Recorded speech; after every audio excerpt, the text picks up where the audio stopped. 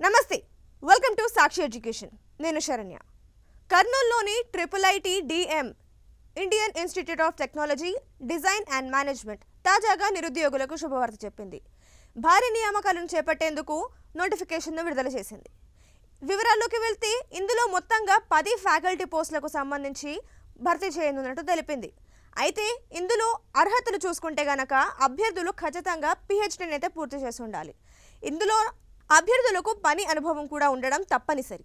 ఇక దరఖాస్తుల విషయం చూసుకుంటే గనక అభ్యర్థులు ఆన్లైన్ విధానంలో దరఖాస్తులను పూర్తి చేసుకోవాలి. ఇక తేదీల విషయం చూసుకుంటే గనక జనవరి 5 నుంచి జనవరి 24వ తేదీ వరకు ఈ దరఖాస్తుల ప్రక్రియ అయితే కొనసాగనుంది. సో ఈ తేదీలోనే అభ్యర్థులు మీ అర్హత ఆసక్తిని చూసుకొని వెంటనే ఆన్లైన్ అప్లికేషన్స్ని అయితే మీరు కంప్లీట్ చేసుకోవాల్సి ఉంటుంది. అయితే మొదట అభ్యర్థులను అయితే షార్ట్ లిస్ట్ చేస్తారు. ఆ తర్వాత వారికి డెమాన్స్ట్రేషన్ అయితే నిర్వహిస్తారు. ఆ తర్వాత PPT ప్రెజెంటేషన్ ఉంటుంది.